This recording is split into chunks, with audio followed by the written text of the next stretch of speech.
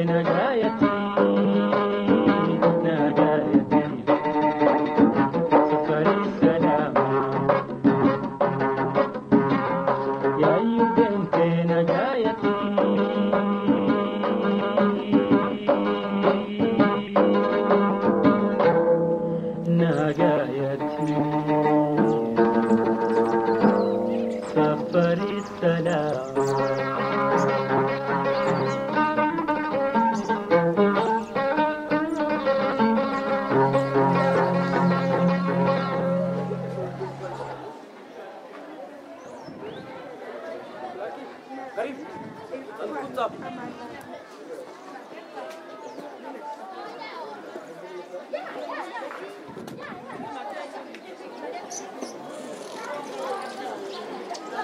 name is Josephine Sangao.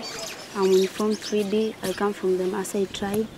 And for the side of my family, my father have 8 wives and my mother is the first wife. And for the side of my mother, we are 7 children, and I'm the firstborn. And I'm only the only girl who sent to school. And here I'm not here because of the willing of my dad, because he is forced to send me to school. Because as you know that in Maasai tribe, they are not will to send girls to the school because they say they go there and get pregnant, and they saw that girls are not able to learn because they say in Maasai we are so discriminated and we are not given even chance to give out our views or to make a decision in the tribe. So boys and girls or girls? Only girls. Only. Boys are given a chance.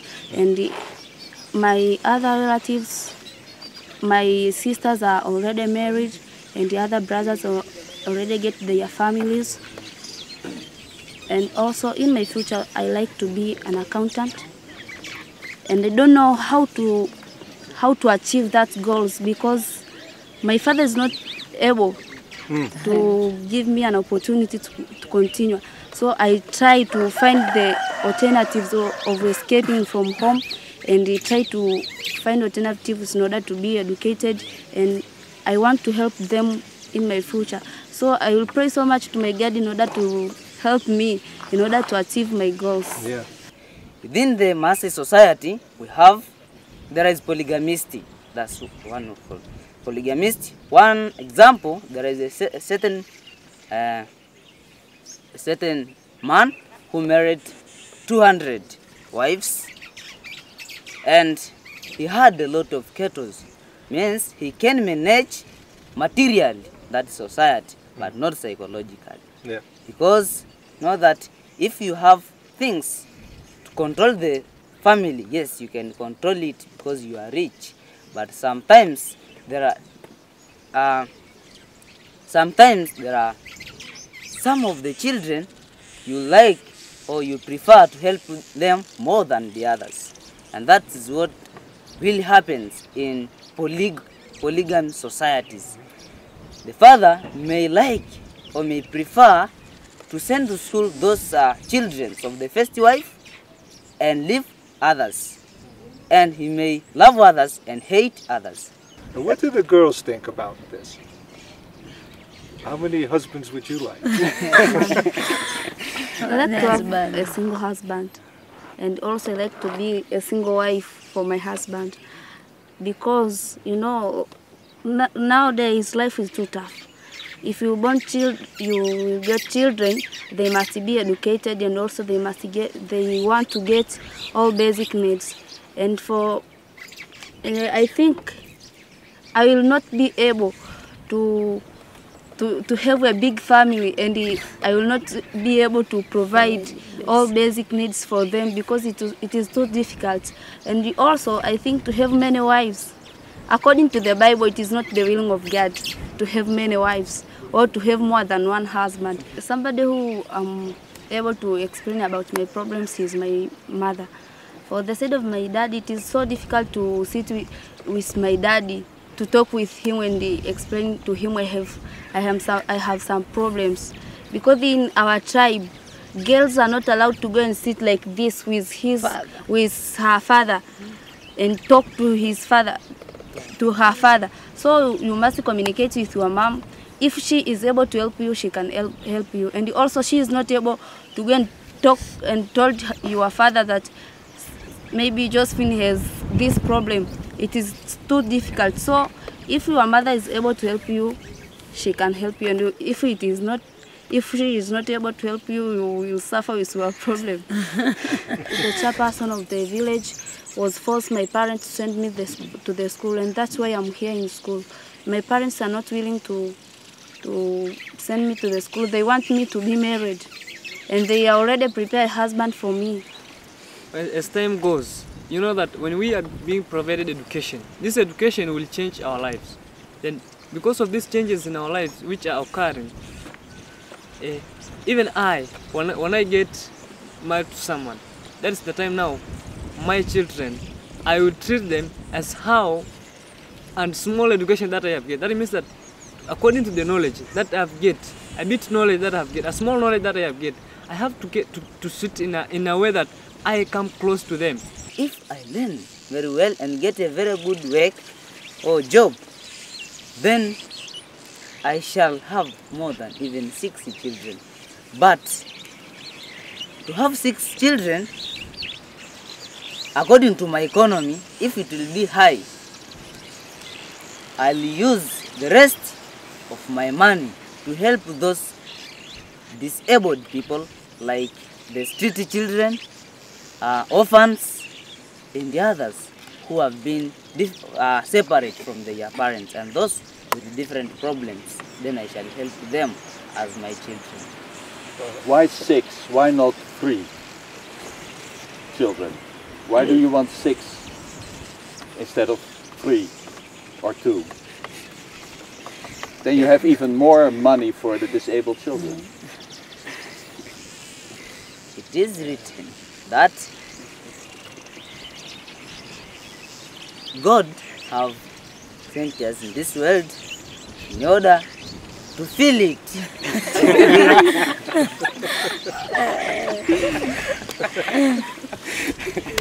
with new individuals of our kind. If that is the case, if there is enough area for them to cover, then they have to do that because it is a command. But a girl can make sure she will not get children. So you can want 6, but if she says no, How do you solve that problem? how do you solve that problem? Okay. As a father, husband, in the family, I have power to say something. When I say that I need 6, then she have to respect me and respond positively and not otherwise. And now what do the girls think of that? For my side, you know, there is family planning. So you must sit with your husband and you must listen what he say. But if he is not agree to have only 2 children, I will be not able to have 6 children because it will make me to be old. There is no need of sitting together and plan. If we want to command your wife and told her that we must have 4 children, you must sit with her and you must listen what she say. After that, you must listen even her reasons. Maybe she have reason to say that, and also you have reason to say that I want to have 6 or 4 children.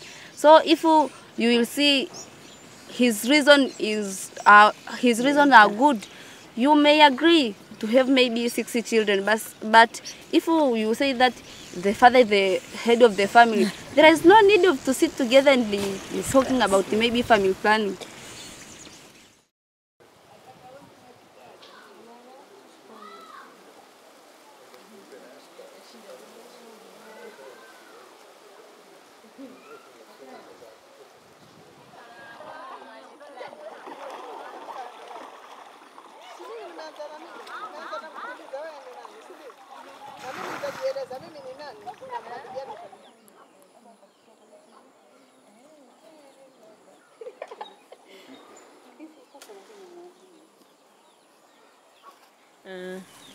Na ni kitu gani ambacho pengine hungependa Rukia katika mwanao au familia yako ikose? Ni kitu gani ambacho ungependa kisikosekane? kitu gani? Yaani kupendana. Kuwa karibu na watoto. Nani haswa angependekana awe karibu na watoto? Sote kwa sababu tutakuwa wazazi. Mimi na Wewe na huyo mumeo. Watakana muwe pamoja na watoto. Na ni kitu gani ambacho pengine uba huku kipenda katika hali ya ulezi? Kitu gani ambacho huku kipenda? Kukosana yani kwa wazazi, yani kukosana pia saa nyingine wako affect watoto. Affect vipi? Yani pia ile ukiangalia, yani sasa ile saa zote watu kwenye nyumba wateta, yani watoto wasikitika pia si vizuri. Kama wewe mzazi Rukia ungefanyaje? Mimi watu kama wateta, tuchukulie wewe ndio yule mzazi ambaye ateta. Ungefanya yani ungependelea iwe hivyo au ungefanyaje ili mambo yawe sawa kabisa? Ningemweleza tu wewe bwana. Kinini yani ningemfuatilia tu kiutaratibu ili yani ama tutete lakini sauti zisifike kule kwa watoto bakasikia vibaya na. Kwa hivyo ungeteta chumbani. Kama ni chumbani ni mtete kando. Mtete kando. Lakini sio hadharani kila mmoja ajue, watoto wasikie vibaya, ajue kama wazazi wangu hawapendani. Pia hiyo huwa yachangia. Ningependelea kumpatia freedom mtoto. Yani kama hivi akiwa na swali asisumbuke. Asumbuke aniulize, mama kuna hiki kitu fulani sijui. Na nafasi hiyo waiona wakati huno kama mtoto, wewe waona waipata au waiona vipi? Kwa sasa siipati. Waona ni sababu gani ambayo inafanya waona huipati? Kwa sababu gani? Mwenye pia yani kwa approach wale wazazi pia naona yani naona kampeni ya aibu kumwelezea yani feelings zangu vile ambavyo na feel.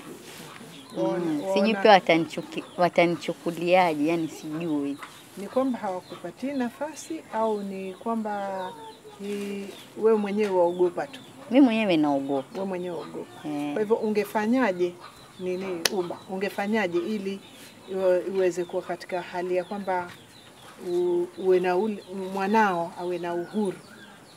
Yani pia kabla yale kunini, kama kuna masuala mengine ambayo kama sisi sahi kuna maneno mengine watu wafundishwa shule hasa na haya kuja kuuliza wazazi waona ni aibu. Sasa kabla ile mtoto kwenda kufundishwa shule, yani kuna maneno mengine yani utamuongelesha, yani pia ajue kama niko free kuuliza chochote. Yani ingefanyikaje? Kama ni wewe ungefanyaje? Kama ni watoto wako ungefanyaje? Mwanzo yani uwe rafiki sana na watoto wako. Ndo mtoto wako yani ajue kama mama ni kama mama na mama ni kama rafiki yangu. Kwa hivyo mzazi anatakana awe kama rafiki. Yani sometimes awe mkali sawa kama mama, lakini pia sometimes wale watoto ajieke kama mimi pia ningekuwa katika hali hiyo, yani vile kama rafiki tu. Ndio uweze kwa hivyo mzazi akiwa rafiki ndio unaweza yani ile utakuwa free kumuelezea shida uliyokuwa nayo. Na unaona sahihi hiyo hali hiyo haipo katika wazazi wetu au? Haipo. Nyote mwasema hivyo? Haipo.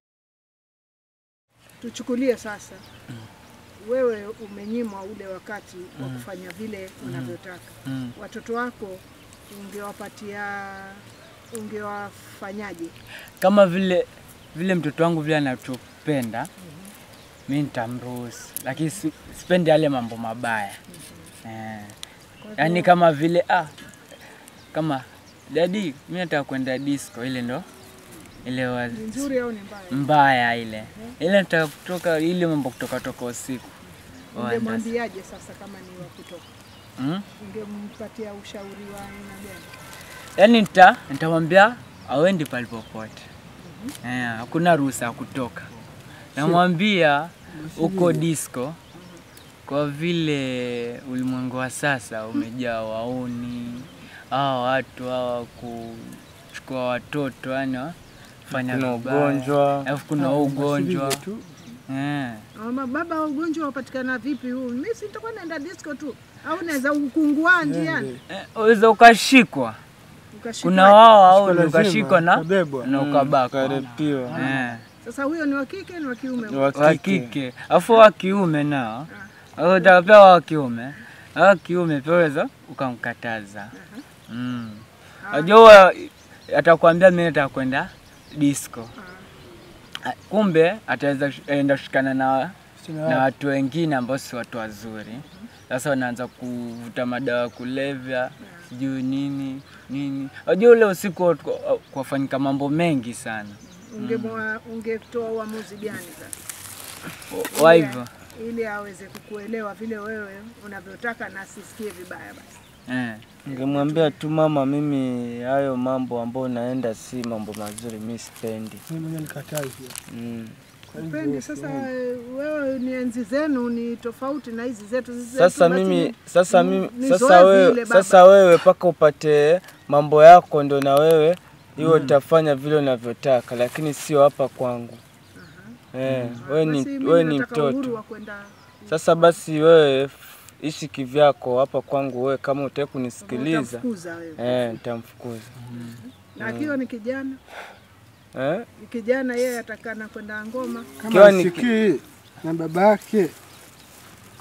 Utaenda atamwambia akatafuta babake mwingine ambaye atamsikiza. Ama mchukue mpeleke pale polisi atu adabu. Tubakafu matatu. Hivyo ndio ungefanya kwa mtoto wako. Kama atakunisikiza. Kama atakunisikiza. Wewe unapiga unachoka. Nampatia funzo yeye.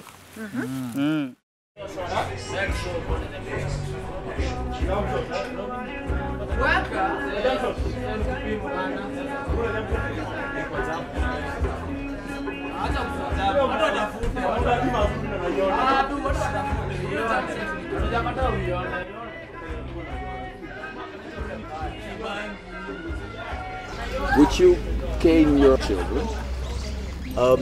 At this century, this generation, no. No. Doesn't make sense. It doesn't make sense, really. I mean, you'd be caned and the next thing, I mean, you'd become more rebellious. Yeah. If anything. Do you think you'd have been a better person if you were not caned as a child? Yes. Well, I think your words carry more weight. Yeah. Because if someone says something to you, then if you hit me, the pain will be over, I'll forget and I'll move on. But if you come and you sit me down and you really make me feel, understand why I shouldn't do that, then I won't go back and make the same mistake.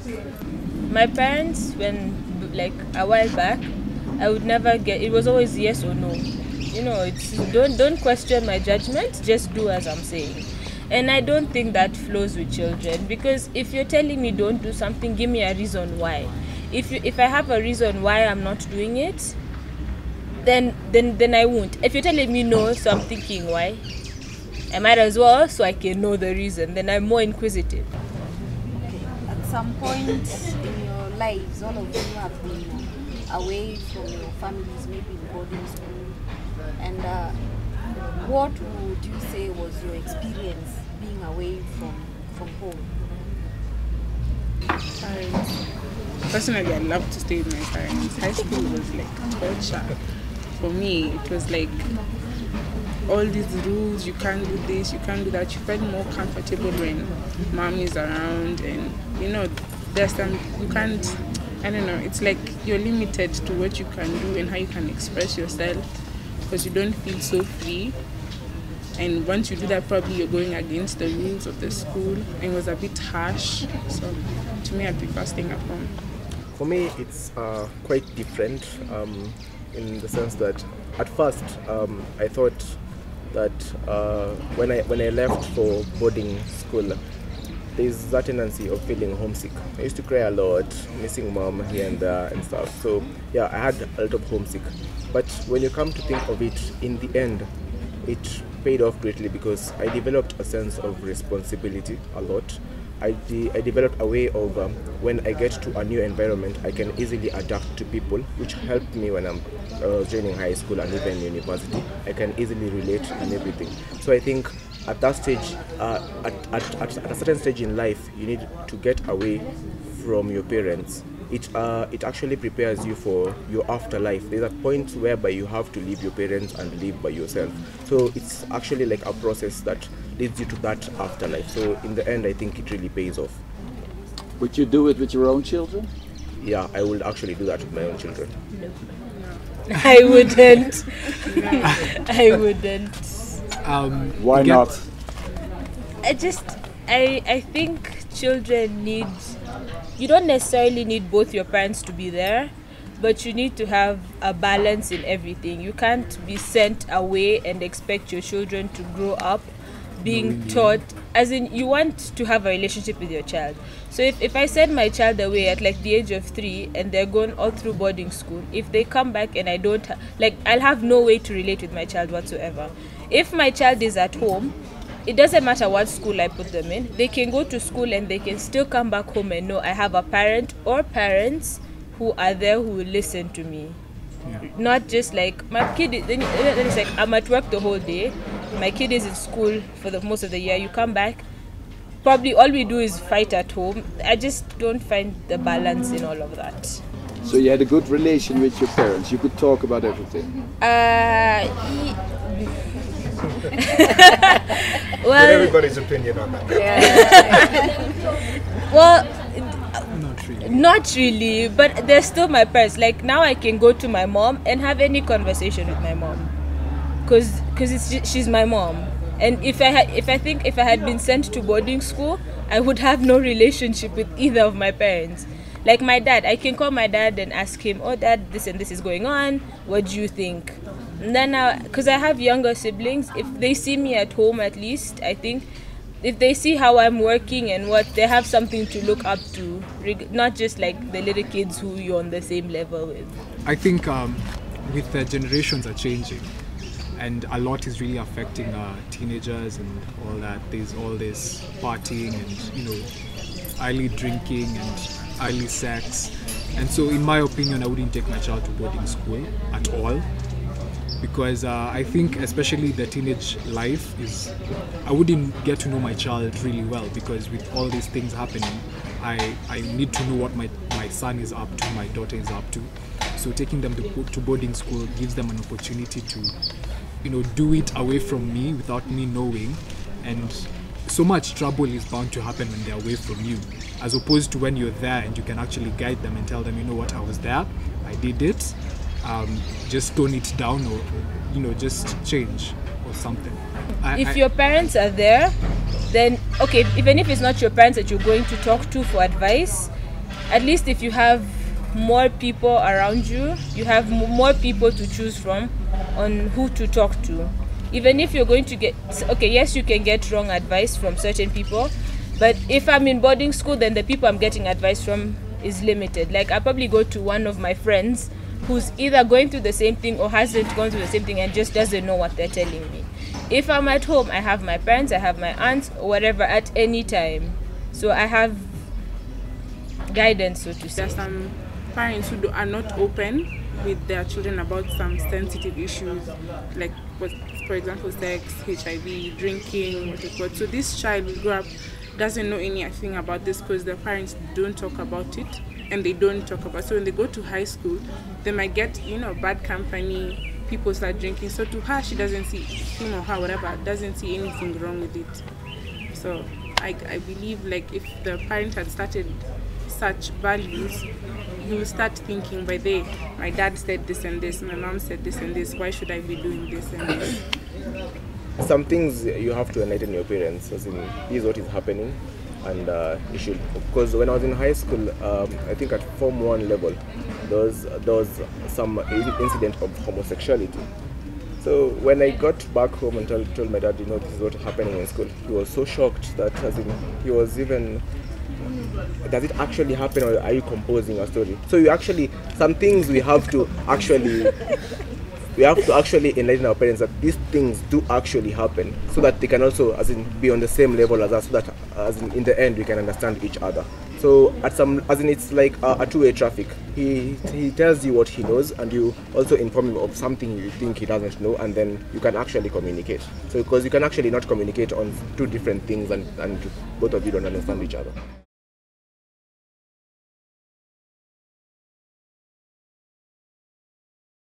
Our family was big. We were 11 in number, and now I'm the 5th. The 5th? Yes. Right in the middle? In the middle, actually. You didn't get lost in the middle? Well, somehow, according to my parents and my sisters, my other sisters and my brother, they say I was a bit aggressive. And therefore, there's no way I could be suppressed. And, you were a bit aggressive? Exactly. And to some of them, I was a bit too difficult to handle. That's what they say. And now you can imagine what that meant. It means I was thoroughly beaten at times. Yes, because of that thing. I was actually stubborn, according to them. Yes. You agree with that? To an extent now, today I agree with it. Yeah. In fact, I realized, to me, that stubbornness is a quality to be tapped at another stage. But during those days, it was being suppressed.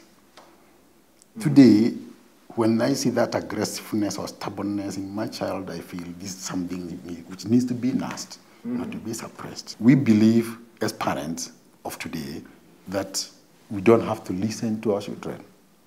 That in itself makes them live in their own world, whereby they only talk their language. Not because they want it. It's like you've put a partition. Put up a partition. A partition between us and our children. We don't listen to them, majority of us. The moment you don't listen to them, it means you're actually inviting other people who will listen to them. Those other people are the peers. Then anybody else who cares to listen to him. But if you could just open up the way, let him know, apart from being a parent or a father or a mother, you are also a friend. Fathers are not with their children.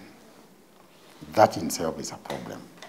So we are too much on the making money, working, and we end up neglecting our family, an African father.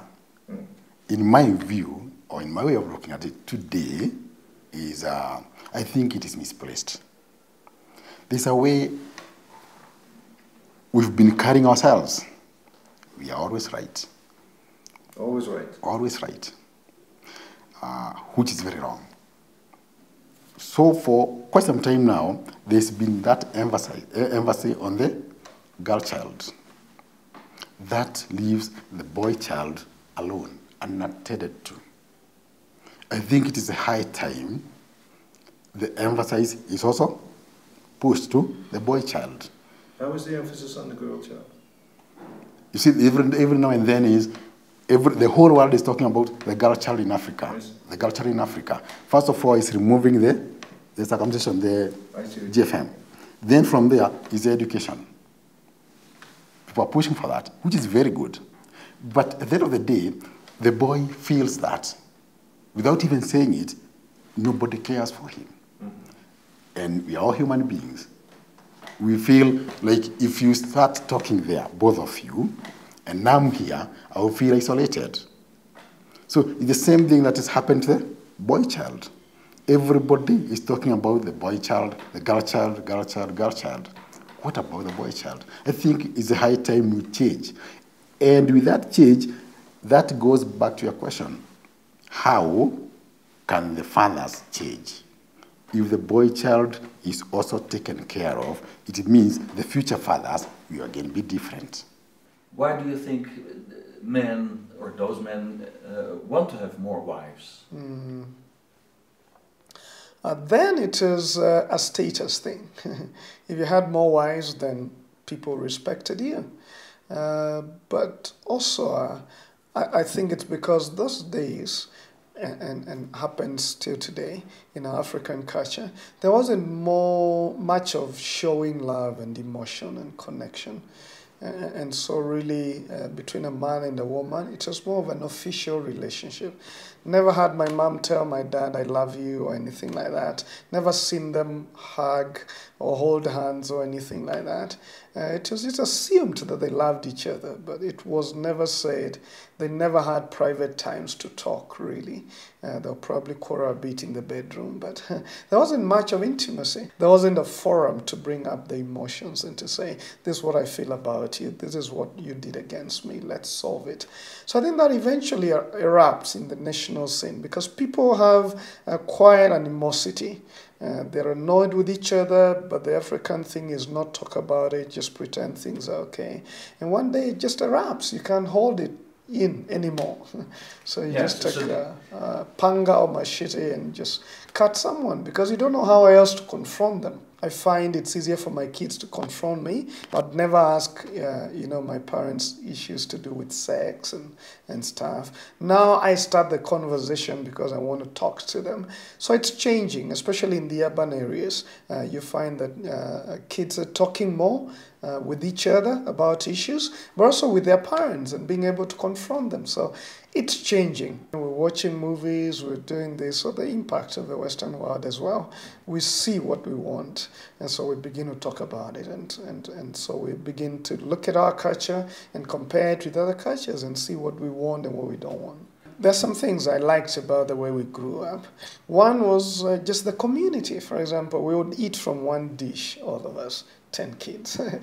Of course, there was much of competition and all of that, but that really drew us closer to each other as a one family. Of course, not the larger family because of rivalry, but just eating together, taking care of one another, that drew us together. There was strong community. At times, because we didn't have enough pairs of shoes, one would use them and then come and give the other. So that kind of sharing, community, I definitely don't like the individualistic nature of the Western world, where you could be neighbors and you never talk, you never really get real. And also what I love about our African culture is the uncles. Almost everyone in the village is your uncle, so you could talk to them. They could discipline you. You feel like there's authority around, even when your daddy is not there. Like my father died, and I got affected by that in many ways. But I knew that I could go to an uncle somewhere and ask a question. They didn't necessarily need to be my real uncle, but just a man who is respected and who my mother respected. I could go to them. I miss that in the modern world. There is a conflict between parents and children on the basis of what they consider to be normal and acceptable culturally. The parents have their own ways of thinking about how children should behave, obviously derived from the way they were brought up themselves. The modern children, Kenyan children, particularly those who are living in urban areas, they are very, very well exposed. They are better off in terms of technology, computers, far much better than their parents. They have access to television. And now currently in this country we have well over 10 channels, some of them local, others international. So our children are exposed to modern ways of doing things and thinking just as much as children in the Western settings are exposed. So you can see there is potential ground for conflict because these children are living in a totally different culture, as it were, from the culture that their parents consider to be normal way of doing things. The parents want to tell children, do as I tell you, but do not ask questions. And the children, all the time when they go to school, they are told to reason. So when they are told, don't ask questions, just do what I am told, what you are told, then they will do it, but they will not see the value of what they are doing. In fact, there is a nickname for fathers in this country. It's called Boyo. Boyo. Boyo is baobab tree, and you know it is really huge. It can be 1 or 2, 3 meters across, all right? And what you do when you come across a boyo, that kind of tree, you don't negotiate with it. You avoid it. You just go around it. And I think the children invented that nickname to describe the situation that I have been describing. we were raised with some do's and don'ts. In the current parenting, I'm looking like there are no many don'ts, and that parents are unable to use the don't word towards their children. And they leave them, you know, at the mercy of the media, they leave them at the mercy of the peers, and they leave them at the mercy of the runaway society that has become. Africa was very strict some time ago, you know, where everybody was responsible for each other's children. And the upbringing was not just meant to be for the immediate parents, but every parent who was a parent to every child in the neighborhood. I think as parents, we need sometimes to keep quiet and listen. We need to do a lot of listening more than talking. Sometimes I used to talk until once they are finished, I go to my room and I sit back and I say, I talked a lot. What did I hear them say?